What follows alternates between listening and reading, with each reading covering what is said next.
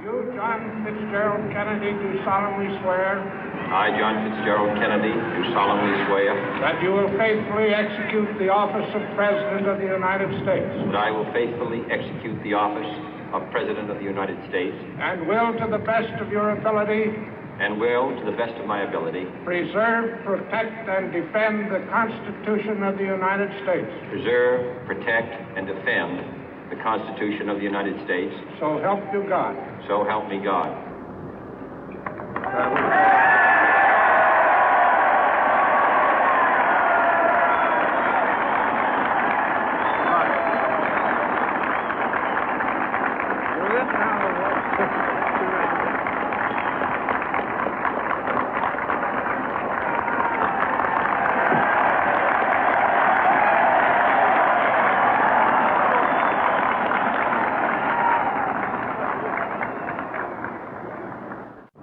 Vice President Johnson, Mr. Speaker, Mr. Chief Justice, President Eisenhower, Vice President Nixon, President Truman, Reverend clergy, fellow citizens.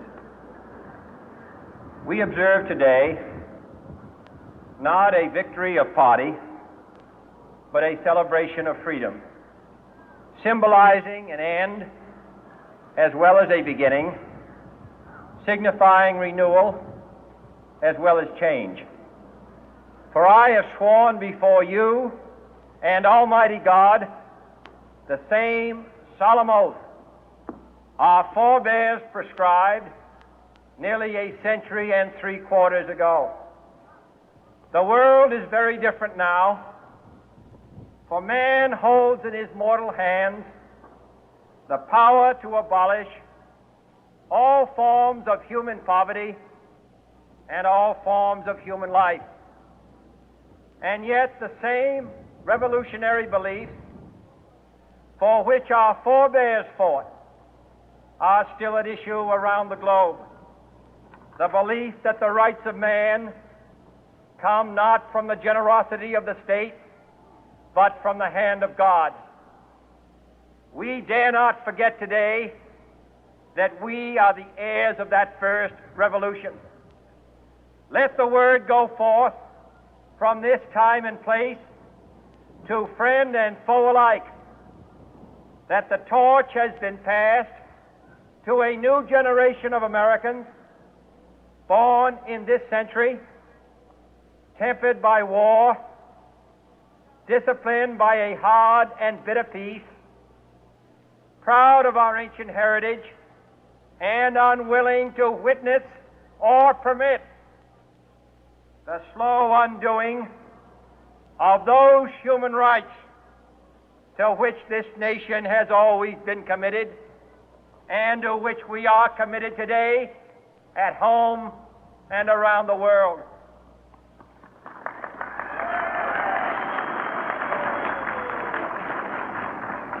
Let every nation know, whether it wishes us well or ill, that we shall pay any price, bear any burden, meet any hardship, support any friend, oppose any foe to assure the survival and the success of liberty.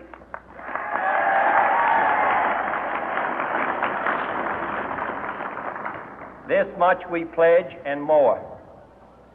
To those old allies whose cultural and spiritual origins we share, we pledge the loyalty of faithful friends. United, there is little we cannot do in a host of cooperative ventures. Divided, there is little we can do, for we dare not meet a powerful challenge at odds and split asunder. To those new states whom we welcome to the ranks of the free, we pledge our word that one form of colonial control shall not have passed away, merely to be replaced by a far more iron tyranny. We shall not always expect to find them supporting our view, but we shall always hope to find them strongly supporting their own freedom, and to remember that in the past, those who foolishly sought power by riding the back of the tiger ended up inside.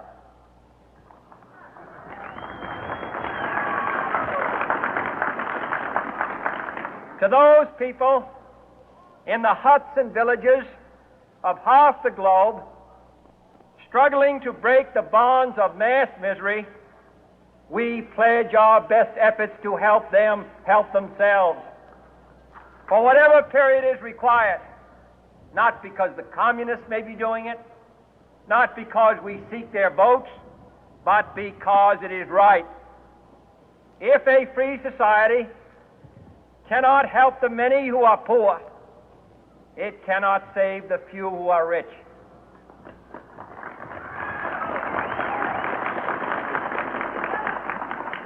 To our sister republics south of our border, we offer a special pledge to convert our good words into good deeds, in a new alliance for progress, to assist free men and free governments in casting off the chains of poverty.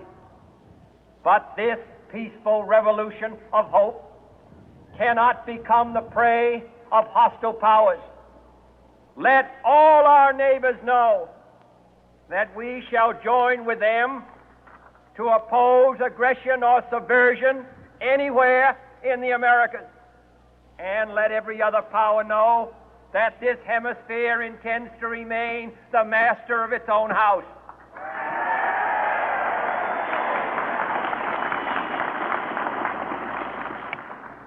To that World Assembly of Sovereign States, the United Nations, our last best hope, in an age where the instruments of war have far outpaced the instruments of peace, we renew our pledge of support to prevent it from becoming merely a forum for invective, to strengthen its shield of the new and the weak, and to enlarge the area in which its writ may run. Finally, to those nations who would make themselves our adversary, we offer not a pledge, but a request that both sides begin anew the quest for peace. Before the dark powers of destruction, unleashed by science, engulf all humanity in planned or accidental self-destruction, we dare not tempt them with weakness, for only when our arms are sufficient beyond doubt can we be certain beyond doubt that they will never be employed.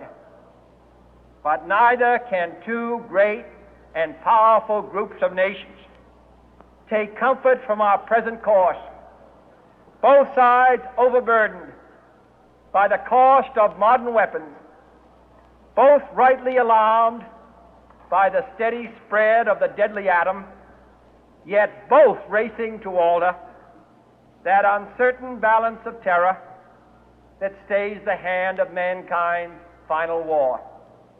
So let us begin anew, remembering on both sides that civility is not a sign of weakness, and sincerity is always subject to proof. Let us never negotiate out of fear, but let us never fear to negotiate.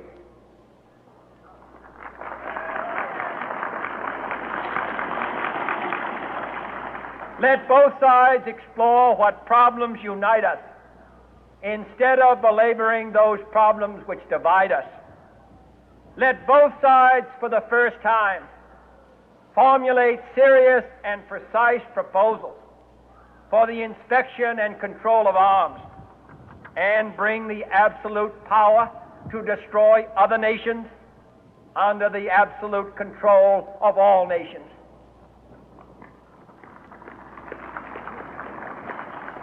Let both sides seek to invoke the wonders of science instead of its terrors.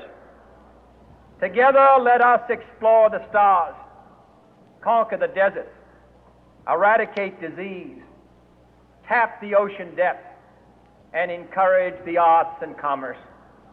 Let both sides unite to heed in all corners of the earth the command of Isaiah to undo the heavy burden and let the oppressed go free. And if a beachhead of cooperation may push back the jungle of suspicion, let both sides join in creating a new endeavor, not a new balance of power, but a new world of law, where the strong are just and the weak secure and the peace preserved. All this will not be finished in the first 100 days, nor will it be finished in the first 1,000 days, nor in the life of this administration, nor even perhaps in our lifetime on this planet. But let us begin.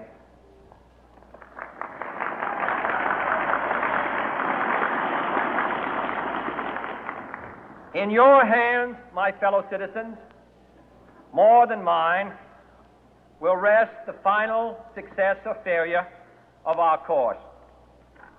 Since this country was founded, each generation of Americans has been summoned to give testimony to its national loyalty. The graves of young Americans who answered the call to service surround the globe. Now the trumpet summons us again, not as a call to bear arms, though arms we need, not as a call to battle, though in battle we are, but a call to bear the burden of a long twilight struggle, year in and year out, rejoicing in hope, patient in tribulation, a struggle against the common enemies of man, tyranny, poverty, disease, and war itself. Can we forge against these enemies a grand and global alliance, north and south, east and west, that can assure a more fruitful life for all mankind? Will you join in that historic effort?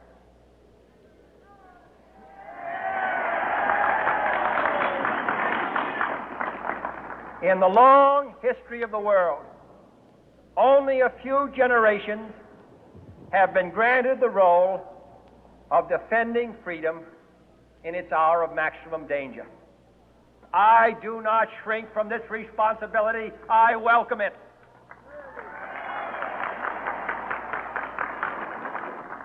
I do not believe that any of us would exchange places with any other people or any other generation.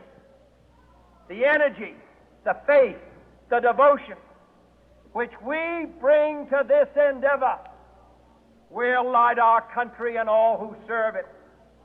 And the glow from that fire can truly light the world. And so, my fellow Americans, ask not what your country can do for you, ask what you can do for your country.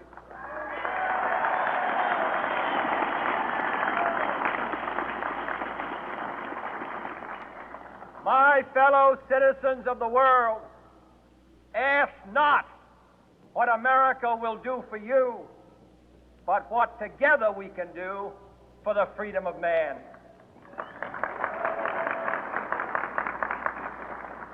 Finally, whether you are citizens of America or citizens of the world, ask of us here the same high standards of strength and sacrifice which we ask of you.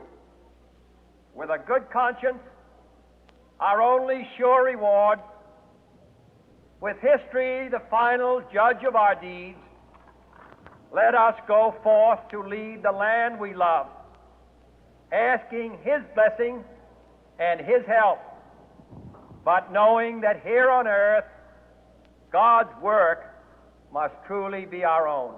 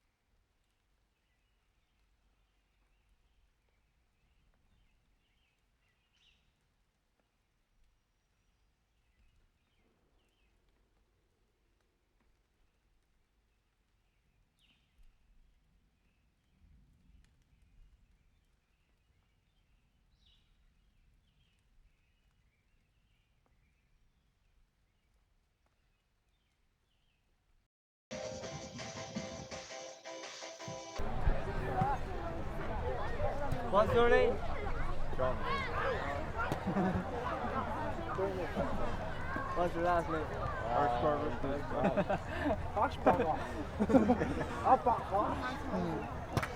Yeah. Well, I don't even know where 9 points is at.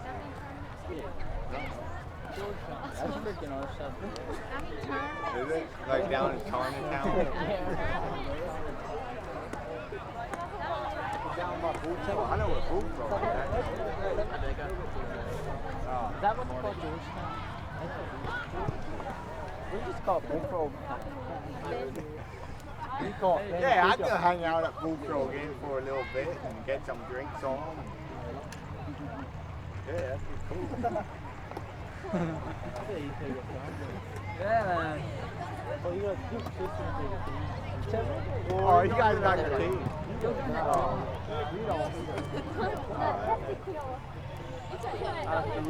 Yeah, I actually got 40 to go. You can go later on. I'm not sure about it. You gotta take some people along.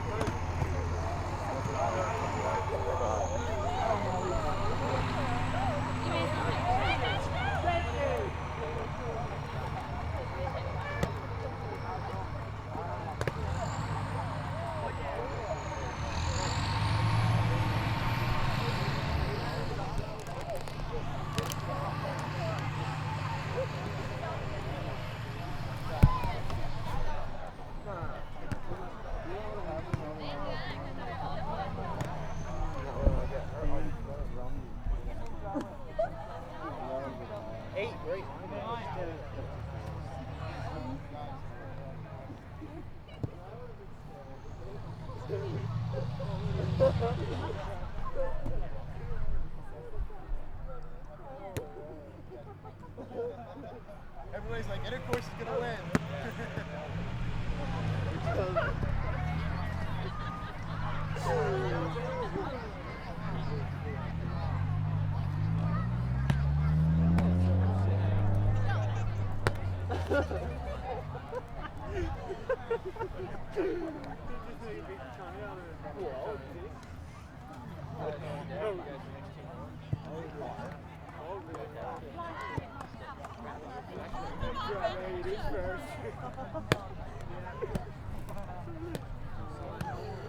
Oh my goodness.